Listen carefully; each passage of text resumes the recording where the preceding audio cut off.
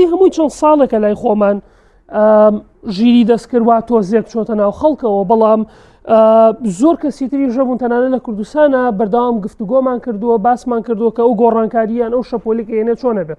بۆ نمونەیەکێک لەو گفتوگویانە کە لە بیرمە دو-سێ ساڵ پێش ئێستا 2 ساڵ 3 ساڵ پێش هاتنی ChatGPT لەگەڵ هاوڕێکمان گفتوگویم بابەتەمان ئەگرایە باشترە ژیری دەستکرد وڵاتێ بەڕێوەبەریان مرۆڤێک بەڕێوەی بەرێ. جا ئەو پرسیارە ماتەوە بیر ئەو کاتێک گفتوگۆمانەکەن جا لەو کاتەوە زۆر شت گۆڕاوە، یعنی من ئەو کاتە ڕێیەکترمە بۆیە 100 هاوڕێکی جیاوازترمەیە، یعنی گۆڕانکاریەکان زۆر خێرا ڕوئێن. چونکە ئەو ڤیدیۆیان بینی لەو ڤیدیۆیە یوتیوبەرێک دروستی کردووە، ئەمانە ئەکتەرن ئەوانەی چواردەوری کە دانیشتون.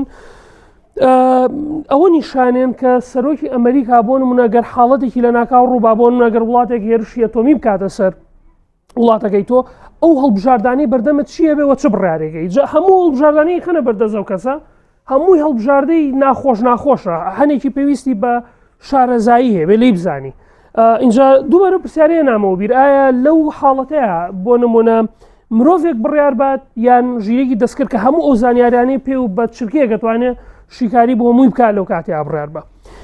وە لەم ماوانەشە ئەو کاتێک کە ژیری دەستکرد بە تایبەتی ChatGPT هات زۆر لە کوردستانە بڵاو بووە. بۆ نمونە شاڵە حەبیبە کە نووسەرێکی کووردە دوو تاری نووسی گفتوگۆی کردبوو لەگەڵ ژیری دەستکردەکەیەوە کاتە کردبووی بە کوردی لەسەر شعر و چیرۆک. ئێستا زانکۆی کوردستان بۆ نمونە سنتەری AIIC هەیە تایبەت بە ژیری دەستکرد، وە کتێب ئەبینین هاوشێوەی وەکو ژیری دەستکرد بۆ مامۆستایان. کەواتە ژیری دەستکرد بەڕاستی گرنگە بیری لێ بکەینەوە و بە تایبەتی ڕاهەندە دەرونیەکانی چین. چونکە دواتر بۆتان باسەکەم کە چۆن لە سەرەتای دەستپێکی هاتنەکایی ژیری دەستکردەوە ڕاستەوخۆ پەیوەندی هەبوو بە دەروون ناسیەوە.